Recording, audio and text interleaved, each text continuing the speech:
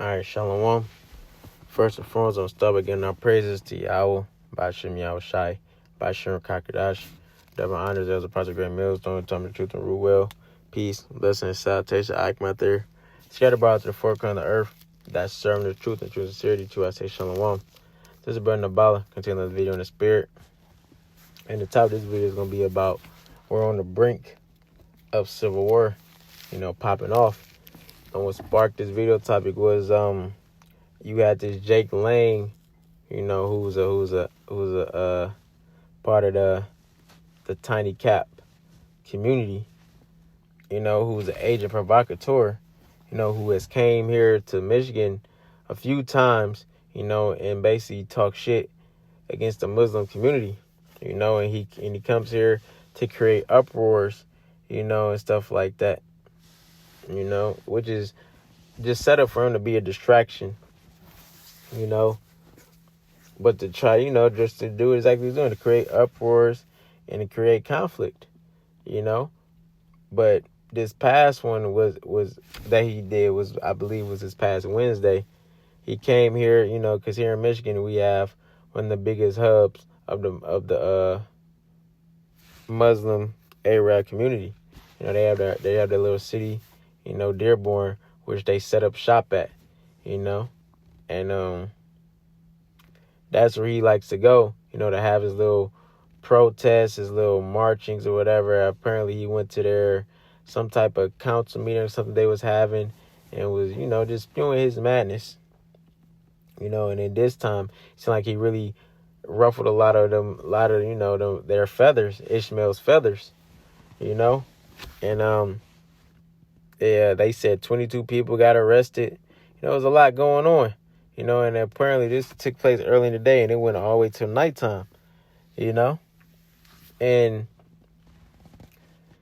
this is just showing you where we're leading to.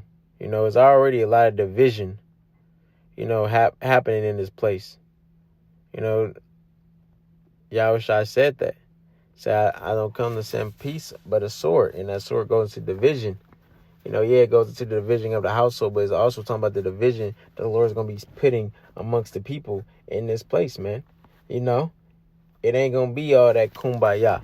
A lot of people are going to be sticking with their own nations of people because this fits Bible prophecy, and one of the things that's prophesied to happen is civil war. So I'm going to grab this. Is Matthew 24:7. It says, for nation shall rise against nation, and kingdom against kingdom, and there shall be famines and pestilence, earthquakes in diverse places. All these are the beginning of sorrows, yeah. And then you got he's part of the Tiny Cap, and what's going on between Iran and Israel and America right now? Are they not at odds with each other? Have not Iran lost a significant amount of people, due to the hands of Israel, man? So when you send this angel provocateur over, because what he's trying to rile them up so they can continue to try to justify what they're doing, to those people, and not just Iran, with Palestine too, the war between Israel and Palestine. Have not Palestine lost a significant number of people to Israel, man? So they really don't care.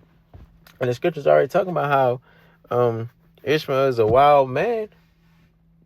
You can't, like I was watching the brother Malak video, he said you can't out crazy Ishmael, man. Talking about they for all the shits, and especially when it comes to their religion, they willing to go all out for it. But all of this stuff is a setup, man.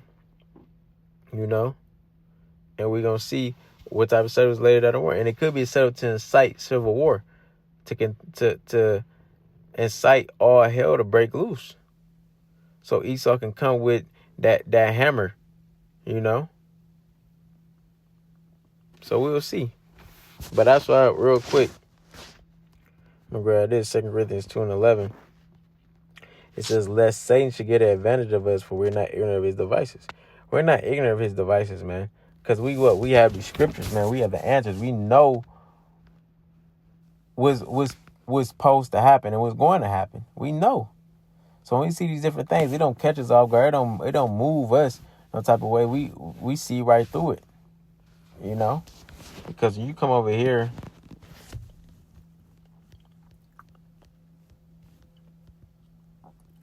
to Isaiah 19:2, it says, "And I will set the Egyptians against the Egyptians, and they shall fight, everyone against his brother, and everyone against his neighbor, city against city, and kingdom against kingdom." Yeah. So we know that civil war is supposed to happen. You know, we just waiting to see what event is going to take place to truly pop it off. And if Jake Lang keep doing more stuff that he's doing, man, it's going to happen. Because, you know, he's backed by Esau. Esau's backing him because we're in times now where Esau is showing their true colors. The Edomites are showing their true colors, man. How they feel about everybody. That white supremacy spirit they're trying to bring back in the earth, man. That they're the top race and they're superior than all these other nations of people. But we're in the times now with all these nations are not having that shit no more. These nations are mad, like the scriptures say. And they're ready to get down with E, man. So E can try to push that vibration all they want. Is not going to go how they think it's going to go.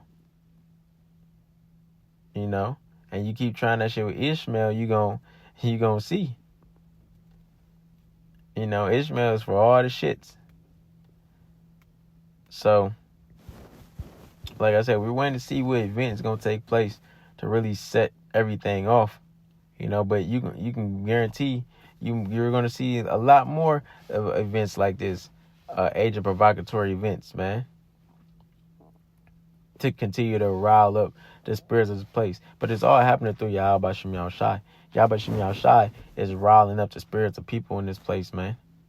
Turning it up so prophecy can be fulfilled, man. Because things have to get bad before they get good. So, I'm going to grab this and I'm going to close. I ain't going to make this too long. Just bringing light on what happened, you know. Don't be surprised if we see more of this. It's 2 Ezra 15 and 15.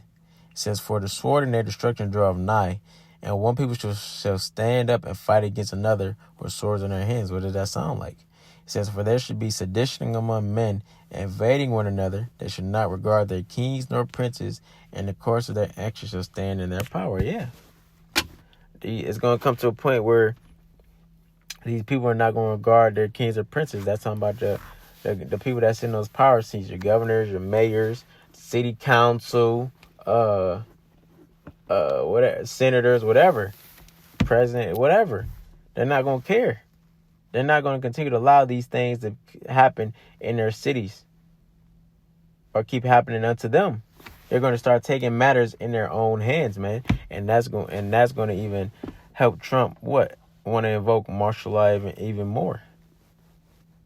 When he sees that the people are not responding, when they take action in their own hands, they'll give him a reason to invoke martial law, man. And then once he does that, that's it. Once these troops start rolling these streets, man, that's it.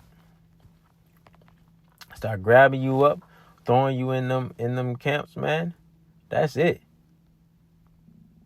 And then once things really get all bad, they're gonna crash the economy, collapse this system, and bring in a new system, man. And if you don't have that MOTB, you through. And then they're doing this stuff now so they can roll on people, so they can ultimately delete people.